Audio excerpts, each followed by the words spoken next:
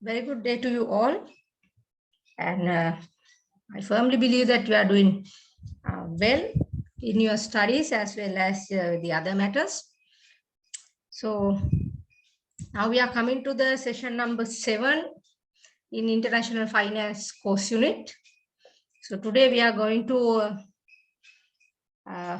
get to know about the derivatives in financial market or foreign exchange market.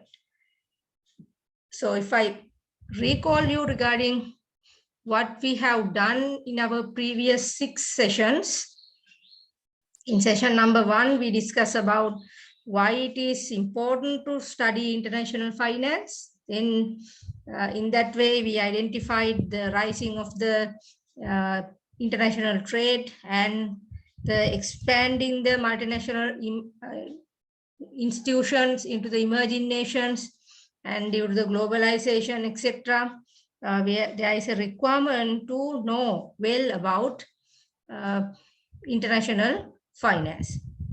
In session number 2, we discussed about the exchange rates. So at that session, you learn about the different way of expressing exchange rates and basically how we are going to determine the exchange rate or the price in between one currency to another currency. And in the session number 3, we discuss about the foreign exchange regimes. That means in that way, we learn how particular nations are going to decide whether they are applying fixed rate or flexible rate, or we call floating rate, and or they are go with pledge rate system or pledge exchange rate system, or else we call the managed floating system like dirty float system. Then in the next session, that is session number 4, you learn about different types of foreign exchange market. So at that time, we discuss about spot rate, forward rate, future currencies, and future options. Right? Then you understand how each type of foreign exchange market differ from each other and their unique characteristics. Then in the session number 5, we talk about another important aspect in international finance, that is parity condition. So under the parity condition, we discuss how exchange rates are determined with related to relative inflation rate and relative interest rate. So then in last session, that is our session number 6, we further discuss what we call, in session number 6, we discuss about the foreign exchange risk or foreign exchange exposure. So normally we learn about foreign exchange risk mean the fluctuation of exchange rate, but actually in the session number 6, we discuss what is the meaning of foreign exchange risks and what are the main component or types of foreign exchange risks we can see in international market. Right? At that lesson, we learn translation exposure or translation risk, and transaction risk, and finally economic risk. Then we discuss about how hedging going to make a platform to minimize the foreign exchange risk. So hedging in forward market, hedging in money market, and hedging in futures and option market, we discuss in detail in session number 6.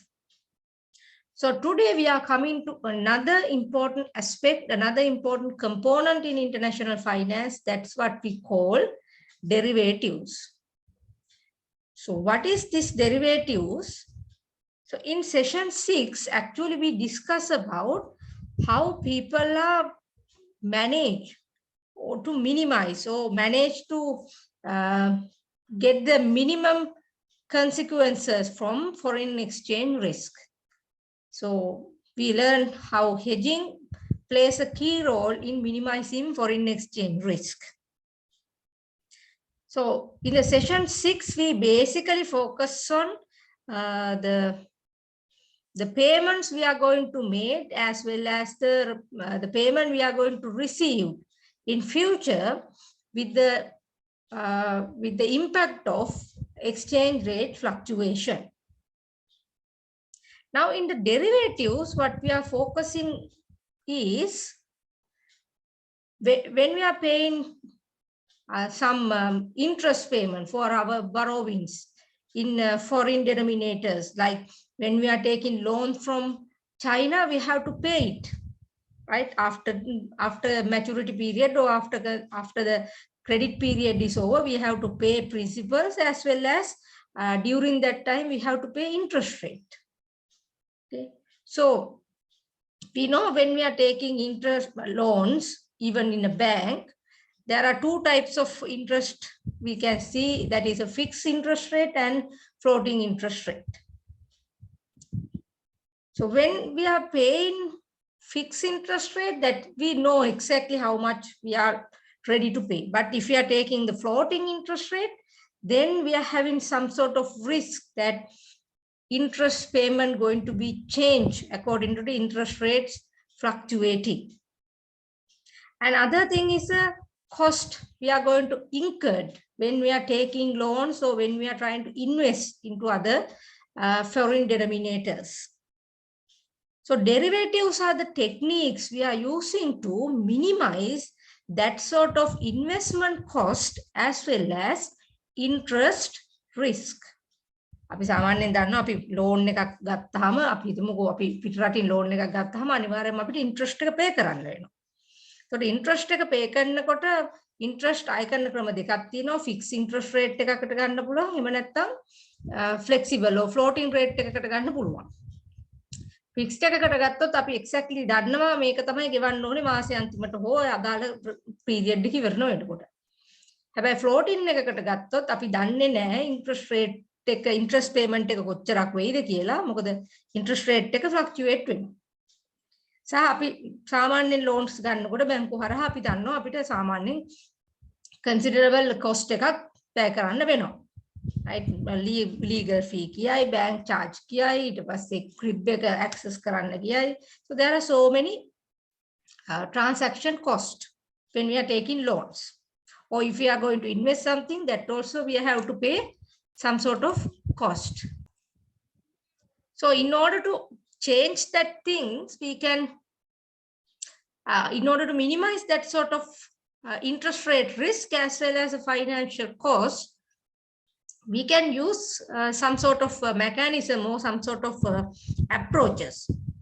So those approaches in international finance called as derivatives. So today in the session number 7, we are going to discuss about what is this derivatives and how these derivatives working on in the different categories or different platform. So as usual, you have to refer relevant chapters in your recommended textbook.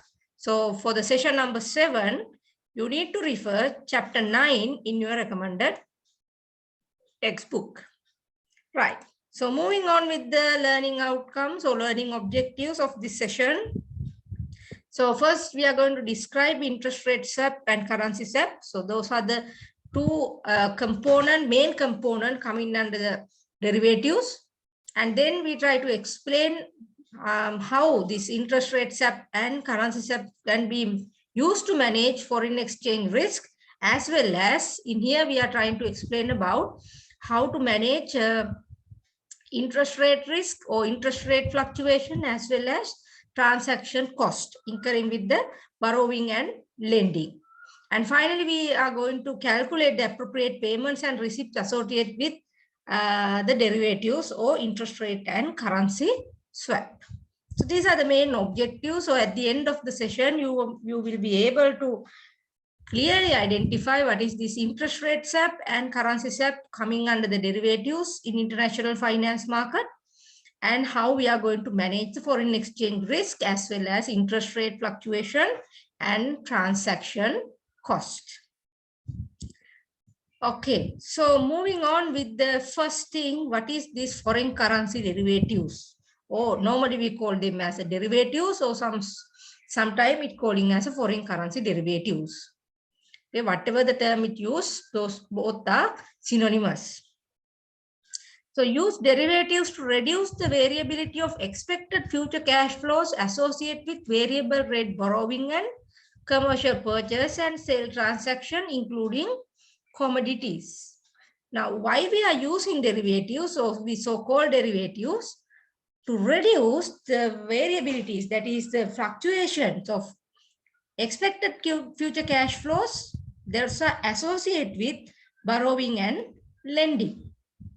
අපි සාමාන්‍යයෙන් දන්නවා අපි ණයක් ගත්තොත් අනිවාර්යයෙන්ම අපි ඉස්සරහට ගෙවන්න ඕනේ. That is our interest payment plus the principal amount. And if you are lending something, we exactly know, right? We will receive the interest payment as well as the lending amount at the end of the maturity period of the transaction. Then there might be some fluctuation due to the changes in interest rates or as well as exchange rates. Then people might be incurring losses as well as they might be incurring profit. So the transfers, that means the people who are engaging with the foreign exchange market normally use these derivatives to minimize this, the variability of expected cash flows, which are associated with borrowing and lending transaction. So the derivatives, there are so many types of derivatives we can see. That is a currency, interest rate, credit derivatives. Right? So currency derivatives are there and interest rate derivatives are there as well as the credit derivatives are there. Right? They are used to fund their foreign investment, manage their interest rate risk. That's why I told you, when we are borrowing something, that means when we are borrowing amount foreign currencies from the bank, right? So we have to pay it at the end of the maturity period or at the end of the credit period. Then if the interest rates are going to fluctuate time to time, so our payment for the interest is going to be changed or going to be increased as well as a decrease. Then there is a risk. So people who are borrowing foreign denominators or foreign currencies, normally using into currency swap or interest rate, currency derivatives or interest rate type of derivatives. Therefore, these derivatives normally include interest rate swap, currency swap, interest rate forward and future contracts, as well as structured notes and credit default swaps. Okay. There are so many types of derivatives we can see. Actually, derivatives are coming with the swap agreement. Right? You also familiar with this term swap because last time the government also taking swap facilities from Bangladesh, swap facilities from China, right? So that is the derivative technique normally people are using to minimize or manage their interest rate risk as well as the fund they are going to receive from their foreign investments. Received fund they are going to receive or pay based on their foreign investment as well as foreign borrowings. Okay. So derivatives is that sort of technique. Okay, we use to manage interest rate risk. Okay, now remember hedging is basically we are used to manage the foreign exchange risk, right? The risk associated with the fluctuation of exchange rate directly. And that's why we learn about translation risk, transaction risk, and economic risk. But remember in the derivatives, we are using to manage the interest rate fluctuations as a result of the changes as a result as we have to pay based on the borrowings and lending transaction, right? If you are taking borrowings from the foreign currencies, we have to pay interest, right? If the interest rates are changing, then our payment for the interest going to be fluctuated. If we are lending foreign currencies to another party, we have to receive foreign interest payments. But if the interest rates are going to be changed, the receiving amount going to be fluctuated. So people are entering into the derivatives, that means the swap agreements, in order to manage that interest rate risk as well as the fluctuation in their investment amount. So remember, hedging and derivatives are two different things, right? So I recall again, hedging is for manage foreign exchange rate fluctuation, and derivatives are there to manage interest rate fluctuations. Okay, so derivatives, we can see different type of forms. We call them as interest rate swap, currency swap, interest rate forward and futures contract, and structured note, as well as a credit default swap. So then in the remaining of the our session, we are going to identify what is this interest rate swap, what is this currency swap, what is this forward and future contracts, etc. But here we are not going to do with the structured note and things, right? But we are giving some sort of explanation regarding credit default swaps. But we are not going to be discussed in detail these last two swap derivatives approaches, but interest rate swap, currency swap, and future and forward contracts we are going to discuss in detail, right? Let's look at first what is interest rate swap. So before moving to the interest rate swap, let's identify what is the meaning of swap, because swap is a main technique we are using for the derivatives, right? So derivatives are the approaches we are going to minimize the interest rate risk, right? So swap, actually, it is a very simple concept. Okay, so here I am using very simple example. What is meaning of swap?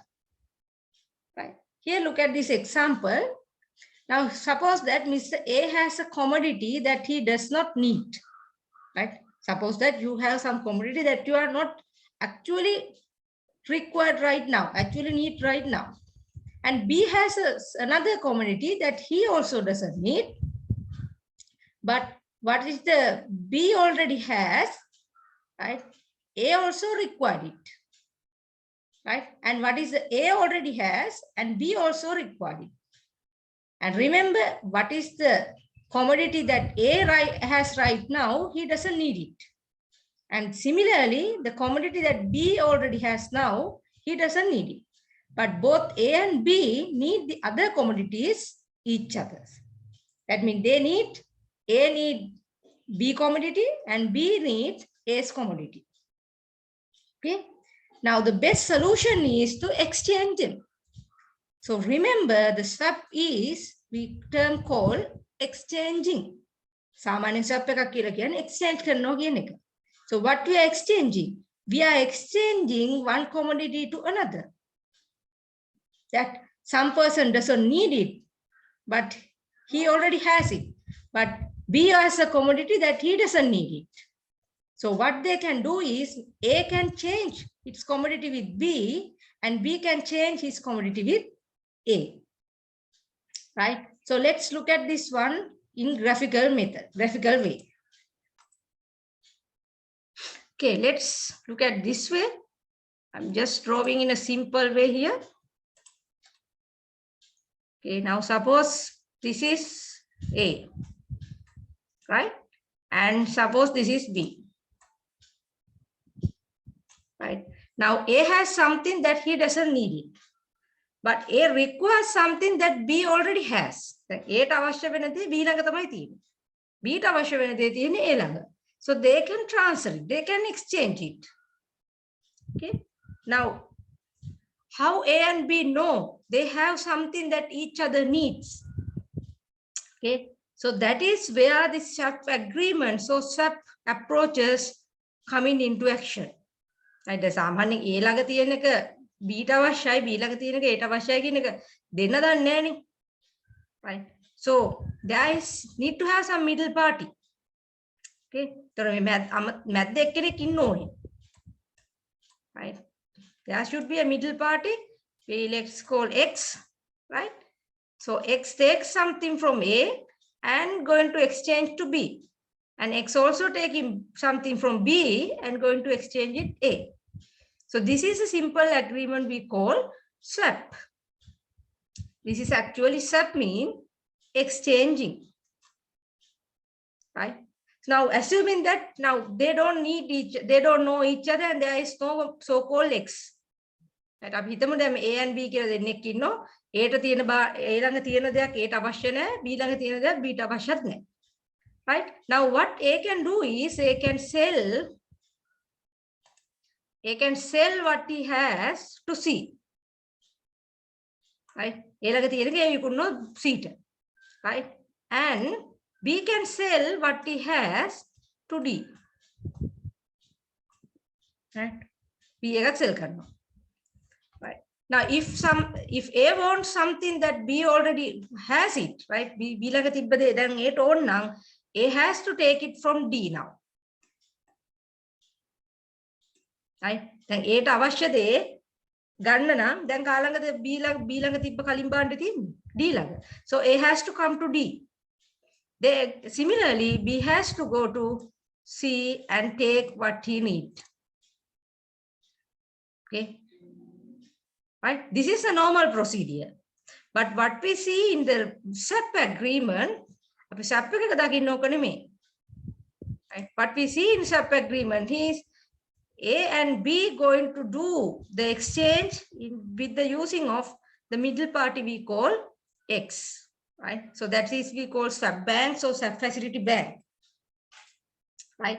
Now, assuming that if A sell what he already has to C, and B sells what he has to D. Now A has to come to D, and B has to follow C in order to fulfill their requirement. Then A එතකොට D ළඟට යන්න ඕනේ, they incurred some cost. Then B also has to go to C, then it's incurred some cost. Right? But if we can exchange what they have already and fulfill their own requirement through bank X, that means our middle party, right? මෙන්න මෙහෙම ඕක exchange කරගත්තා නම් මොකෝ වෙන්නේ? Right? So their transaction cost going to be minimum. So එහෙනම් ඒගොල්ලන්ගේ transaction cost එක මෙතන minimum. Right? Now, if you are going with the lengthy way that A sells to C first, then there is a first transaction. Right? And B sells to D, that is a second transaction. Now A come to D to require what he needs, that is a third transaction. And B goes to C and fulfill his requirement, that is fourth transaction. Now you see, there are 4 steps to follow, fulfill each other requirement. But if A goes to the sub bank or middle party, and if B goes to middle party, they can easily fulfill their requirement. Right? So transaction cost going to be minimum as a result of this swap. So that is a very simple meaning of SAP. Actually, SAP is the exchange. SAP කියලා කියන්නේ සාමාන්‍යයෙන් exchange එක. Okay. So SAP refers to an exchange of one financial instrument for another between the parties concerned. So actually, now this is very simple explanation. Okay. But in the swap, what we refer is we are exchanging the financial instrument. Right? Now, for an example, if A sells, assume that A issues treasury bonds, right, in denominators of dollar.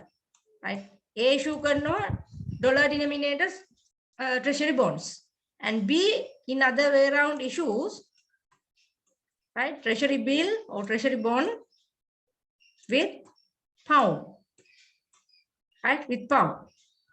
Now A actual requirement is to get pound, and B's actual requirement is get dollar. But what they have is A has treasury bill denominated with dollar, and B has a treasury bill denominated with pound. So each other requirement are different. Now A needs pound, B needs dollar. හැබැයි A ළඟ තියෙන්නේ dollars, B ළඟ තියෙන්නේ pound. So what they can do is they can transfer each other financial instrument with swap. So, right? So A can issue treasury bills with the denominators of dollar and can take the pound with swap transaction with B. So B can issue the treasury bill denominated with pound and received the dollar with the swap transaction with A. So this is what we call swap. Okay. So here we can do in swap, like we can exchange the currency, we can exchange the interest rates, and that is why we identified different type of derivatives called interest rate swap and currency swap. Right? Either they can exchange the currency or they can exchange interest rates.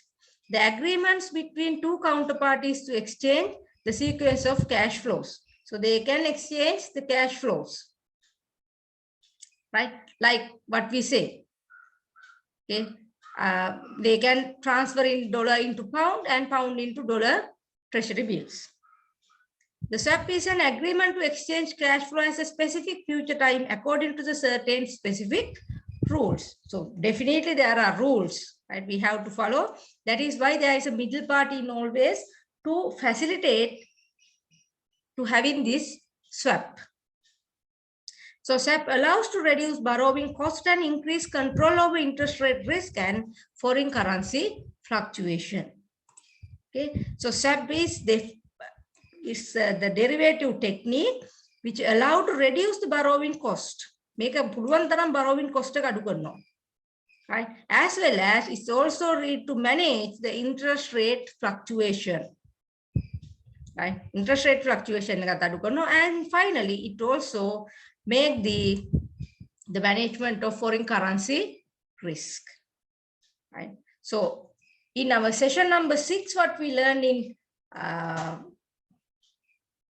regarding hedging, that hedging is basically for the foreign exchange risk. That is foreign exchange rate fluctuation. They are using to minimize that risk. But in swap, what we are doing is we try to reduce the borrowing cost. We try to manage the interest rate floating as well as the foreign currency fluctuations. There are 3 main intentions behind swap. Okay, right.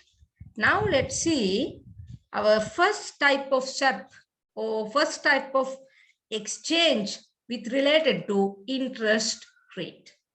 Right. So if I recall you what actually meaning of swap, swap is basically exchange. What we can exchange is we can exchange the currencies, we can exchange the interest rates, right, in order to minimize or reduce borrowing cost or manage interest rate fluctuations or manage foreign exchange rate fluctuations. Okay, that is the basic meaning of swap. So under the swap, the first category is interest rate swap. Okay, so what we call interest rate swap is, right, in interest rate swap, we agreed to exchange the interest payment. Right? We agreed to exchange interest payment, right, with the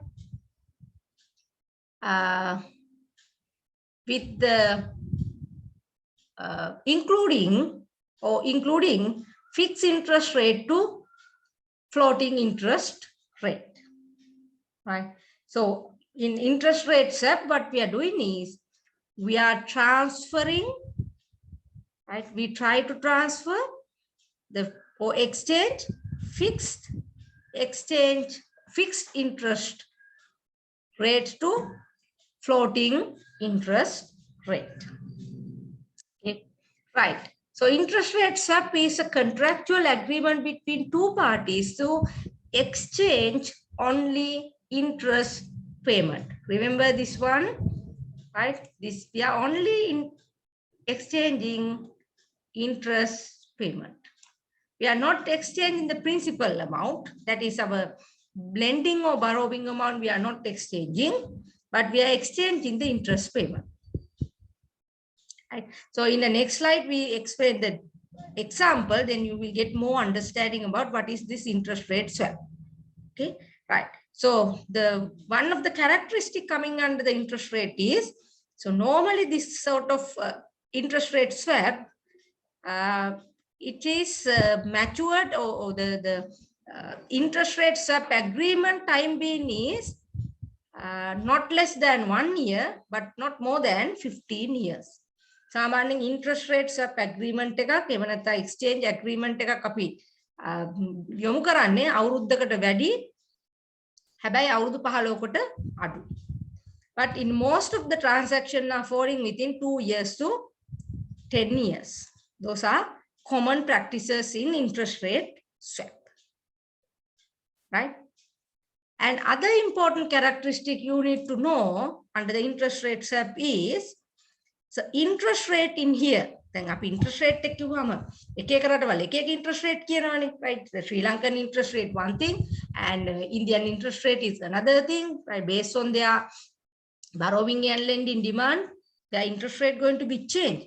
But in the interest rate swap, we refer the interest rate as London Interbank Offer Rates. Right? In an interest rate swap, we are not taking the interest rate that we are following in a particular nations, but in the interest rate swap agreement, we are referring the interest rate as the London Interbank Offer Rate. Right? We normally call it as a LIBOR rate. මේකට සාමාන්‍යයෙන් අපි කියන්නේ LIBOR rate එක කියලා. Right? LIBOR, LIBOR rate. London Interbank Offered Rate. Okay? So this is the interest rate normally we are referring in interest rate swap. Now remember, interest rate swap is the agreement between two parties to exchange interest rate payment. Forget about this one, right? Interest rate payment for a specific maturity on amount against which the interest is calculated. Okay. So first characteristic under the interest rate swap is, interest rate swap only exchange interest payment.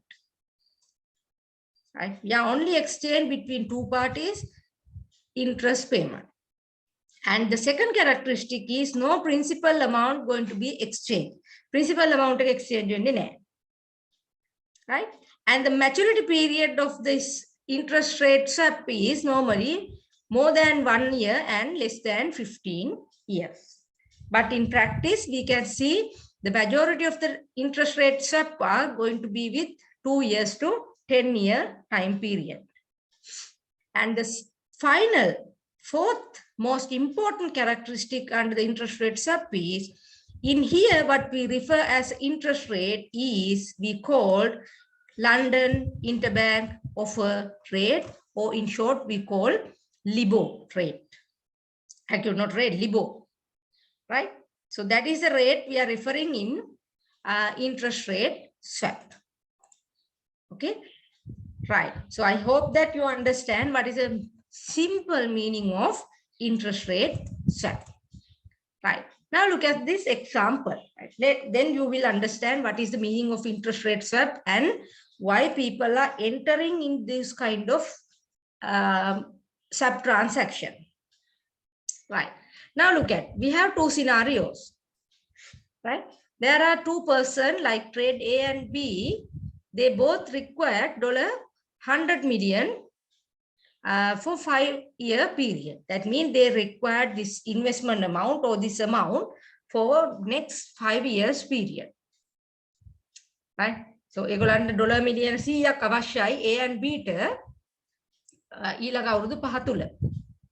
Okay? To reduce their financing risk, that means interest rate fluctuation, A would like to borrow at fixed rate, right? A කැමති borrow කරන fixed rate එකකට, as well as B would like to borrow at floating rate. Sometimes we call B as a risk taker, right? B කියන පුද්ගලයා trader B කියන කෙනා සාමාන්‍ය risk taker කෙනෙක්. So he like to borrow at floating rate, right? Because sometime interest rate going to be down, they are getting some sort of advantages, right? But A is some sort of risk averse, so he would like to go with fixed rate, right? Now, trader A accompanied with the triple P rated bank and trader B is accompanied with triple A rated bank. Right? Okay. So then you are getting information relating the cost of each party is accessing to the fixed rate or floating rate borrowing in their two markets. You are given. Right? A market decay can trade A market එකයි trade B market එක තුල අපිට දකින්න පුළුවන් interest rates වල විස්තර. Right? So if you look at the trader A is accompanied with the triple B rated bank, therefore its interest rate, fixed interest rate is 8.5. Right? Yeah, fixed interest rate 8.5. Okay. And floating interest rate is 6-month LIBOR rate plus 0.5%. Again, London interbank borrowing rate එකට වඩා 0.5ක වැඩි ඒගොල්ලන්ගේ floating rate එක. Right? Assuming that if the LIBOR is 5%, right? LIBOR is 5%, and then the floating rate in trader A bank is 5.5%. Okay. And if you look at the trader B market related information, so trader B is accompanied with AAA bank, AAA rated bank. So that party fixed interest rate is 7% and floating is exactly LIBOR rate. Right? Now you can see the based on the ratings changes, the interest rates are changing. Right? The low rated banks, their interest rates are high. They're higher than higher rated banks. Samane higher rated banks වලට වඩා lower rated banks වල interest rate එක වැඩි. You can see even in Sri Lankan banks and Japan bank. So our interest rates are higher than Japanese interest rate. Okay. So now you can see there is a anomaly between two markets. Okay. So we can see that the two markets fixed rates are different. Two markets floating rates are different. Okay. So the credit quality between AAA rated banks and triple B rated bank is, okay. So fixed rate is is higher with 1.5%. අපි දකිනවා fixed rate එක 1.5කට වඩා වැඩි බැංකු දෙක අතර, and floating rate is also greater than 0.5% because of this rating differences. Right? Now our scenario is bank A would like to borrow at fixed rate. Sorry, trade A would like to borrow at fixed rate. Right? So the trade A to තමයි අවශ්‍ය වෙන්නේ fixed rate එකකට ගන්න. And trade B would like to borrow at floating rate. Okay? B ට අවශ්‍ය වෙනවා floating rate එකකට borrow කරන්න. But if you look at the trade A, right? If trader A borrowed from his bank, right? එයා ගත්තොත් එයාගේ බැංකුවෙන් at a fixed rate, he has to pay 8.5% interest rate. Right? He has to pay 8.5% interest rate. Right? But if he has some sort of exchange between A and B, if there is some sort of exchange between A and B, so trader A can obtain loan at a lowest fixed rate in trade B. So trade B again podi adu ganakata ganna puluwan. Right?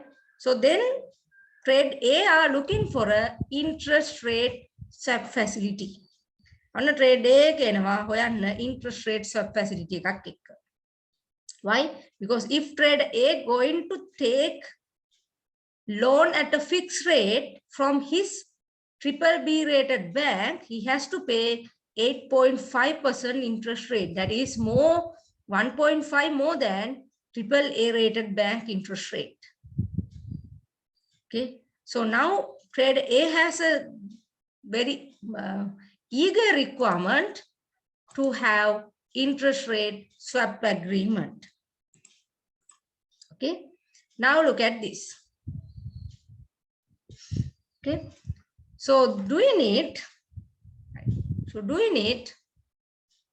To begin, A will take out $100 million 5-year floating rate euro-dollar loan from bank at the interest rate of LIBOR plus 0.5 rate, because in bank A, sorry, trade A, the floating rate is LIBOR plus 0.5%. Okay. And at the same time, B will issue $1,000 million, the 5-year euro bond, $1,000 million 5-year euro bond carrying fixed rate of 7%. Right?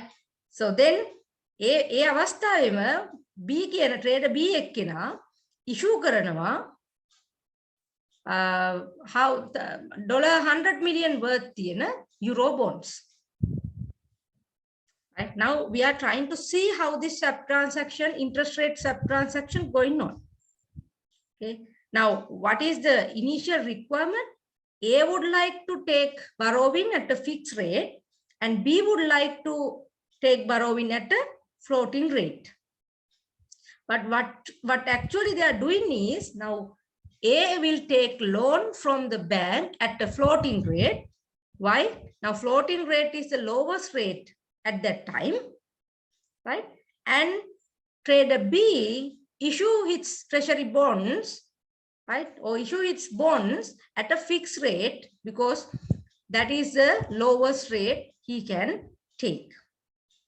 Right? Since we are know anything about the LIBOR, we are assuming that, so trader B has advantage with issuing bonds at a 7% fixed rate. Okay.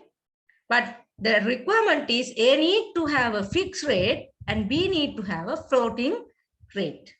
But what they are doing is A take a loan from floating rate and B issue its treasury bonds at fixed rate. Therefore, they are coming to the agreement with the swap bank we call bank DD. Right? එදෙන්න එනවා agreement එකකට බැංකුව අපි කියනවා swap bank එක DD කියලා. Right? So the trader A agrees that he will pay bank DD 7.35% fixed rate for 5 years, right? With the payment calculated by multiplying the rate by 1,000 million national principal amount, notional principal amount. Now, what is the agreement between trader A and bank DD is, so A agrees to pay the bank 7.35% of fixed interest rate with calculation from the $100 million principal amount. Again, yeah, given බැංකුවට 7.35ක interest rate එකක්, interest payment එකක් $100 million 100කට අදාළව for the 5 years. So he entered into the fixed interest rate condition. Then yeah, එන්නේ මොකටද? යාවේ fixed condition එකකට. But what is his actual situation? Its initial situation, he take a loans for floating rate. Right? He take a loan for floating rate. Right? So in returns this payment, then bank A ගෙවනවා බැංකුවට fixed interest payment එක. In return, the bank DD agrees to pay 6-month LIBOR over 5 years with rest date matching the reset dates on the floating rate loan. A agreement එක දැන් A ගෙවනවා බැංකුවට 7.35ක fixed interest payment එකක්. ඒකට return එකක් විදියට බැංකුව ගෙවනවා Aට එයා ගත්ත loan එකට අදාළ වෙන LIBOR rate එක අවුරුදු 5ක් යනතුරු. Right? So trader A pay the bank fixed rate and bank pay A the floating rates. Right? Because LIBOR rate going to be changed. Right? So through the swap, A has managed to return its floating rate loan into fixed rate loan costing 7.85. Why it is 7.85? Because in fixed rate is here 7.35. Right? Then A agrees to pay bank. අපි හිතමු මෙතන bank එක කියලා. Let's take the words here. Here A, right? And here we take bank. Okay. Now A agrees to pay a bank this 7.35 as a fixed. Okay. That is A agreed to pay bank. And bank agreed to pay A. Bank agreed to pay A this LIBOR rate, whatever the LIBOR rate available in the market for the 5 years. But you remember our initial situation. So, right, A take a loan from the bank at a floating rate where LIBOR plus 0.5. Right. So here the remaining 0.5 is there to pay by A. So A ට තව 0.5ක interest එකක් ගෙවන්න ඕනේ බැංකුවට එයා ගත්ත loan එකට. Okay. So therefore A actually pay is 7.85 fixed interest rate to his loan. So එයා actually ගෙවන්නේ 7.85 interest rate එකක් එයාගේ loan එකට. I බැංකුවට ගෙවනවා 7.35. බැංකුවෙන් එයාට ගෙවනවා LIBOR rate එක. හැබැයි යා loan එක ගත්තේ LIBOR rate plus 0.5%. So this remaining 0.5% we have to add, right? We have to add with that. මේකත් එක්ක එකතු වෙන්න ඕනේ. So you will get this 7.85%. Okay. So actually what is A's total cost for the payment, cost for the borrowing? Now its total cost is 7.85, right? But if he going to borrow the interest, borrow the loan at his bank, the total interest going for the fixed rate is 8.5.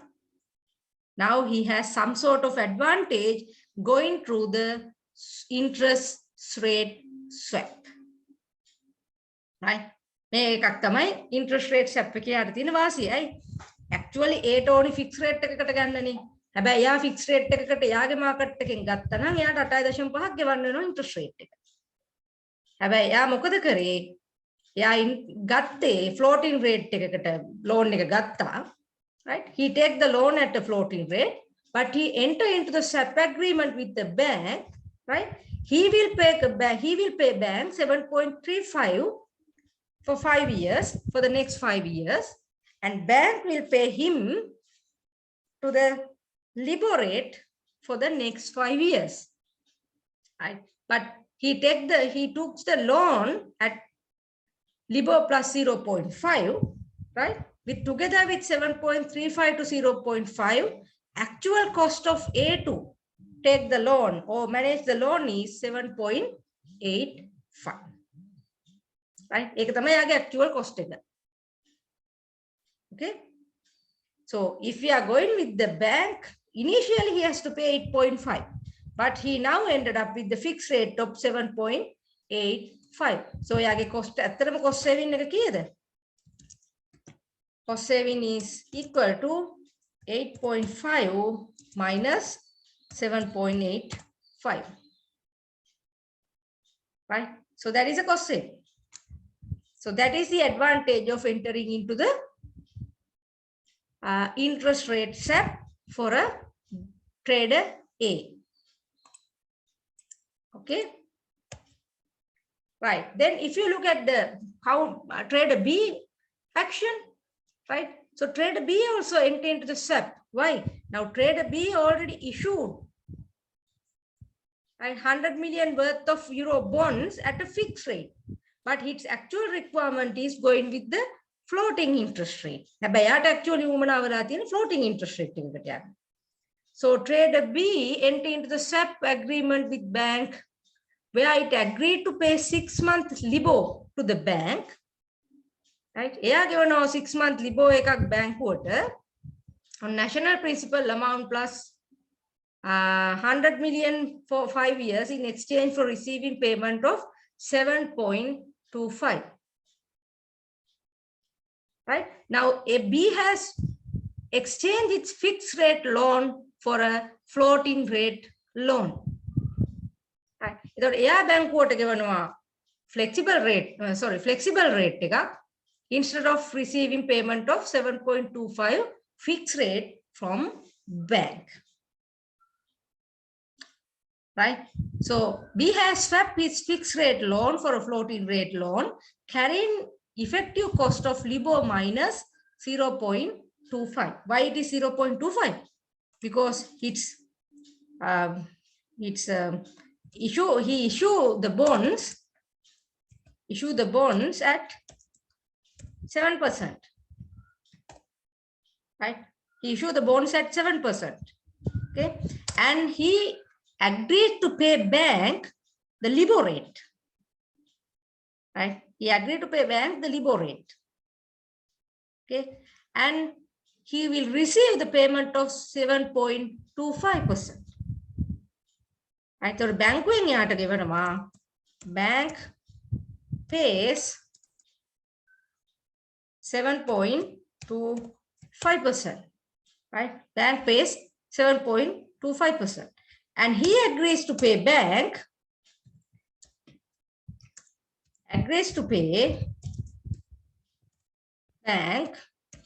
the LIBOR rate. Right? එතකොට යා LIBOR rate එක තමයි බැංකුවට ගෙවන්න එක වෙන්නේ. LIBOR. And we don't know what is the LIBOR at that time, but he agreed to pay LIBOR payment, LIBOR interest payment to bank, and bank pays him 7.25%. Right? So B has accepted the fixed rate loan. Actually, issue කරන්නේ 107 loan එකක් නේ. 107ක treasury bills issue කරන්නේ. හැබැයි යා ඒක change කරගන්නවා floating rate එකකට with bank DD. Right? So this is a swap transaction. Right? So A is ended up with the 7.85% fixed rate. Right? What his actual transaction is, he issue the loan, he take a loan at floating rate, but he exchanged the floating interest payment to the fixed interest payment. So initially floating interest payment එක මාරු කරගන්නවා fixed interest payment එකට at the cost of 7.85% of fixed rate. And trader B initially issues treasury bonds at a fixed rate, but its intention is to take loans at a floating rate. Then he entered into the bank to exchange his fixed rate payment to the floating rate payment. Right? Now let's look at this transaction in your textbook with the graphical presentation. බලන්න graphical එකත් එක්ක. Right? Now this is a counter A. Now this is a trader A. Right? Now trader A has initially taken loans with LIBOR plus 0.5 interest rate. Right? And this is trader B. He initially issued bonds with 7% fixed interest rate. සමහර bond එකක් ඉෂුව කරන්නේ fixed rate වලටනේ. Right? But A කියන පුද්ගලයා ණය ගන්නවා floating rate එකකට, B කියන පුද්ගලයා treasury bonds issue කරනවා or euro bonds issue කරනවා fixed rate එකකට. But what actually requirement for the trader A is the fixed rate and trader B required floating rate. Then they both are enter into the swap agreement. Interest rate swap එකකට දෙන්නම enter වෙනවා. Right? What they are doing is trader A agreed to pay 7.35% of fixed interest rate to the bank, and trader B agreed to pay LIBOR rate or LIBOR payment to the bank.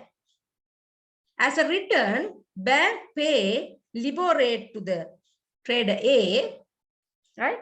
And bank pay 7.25% fixed rate to the trader B. So ඔයගොල්ලන්ට පේනවා B ගෙන් ගන්න LIBOR එක මෙයා ගෙවනවා කෙලින්ම 8. You see, right? And what he taken from A, what bank takes from A, they pay to the trader B. Right? Right? So bankuwa trader B ගෙන් ගන්න LIBOR rate එක pay කරනවා trader 8. Right?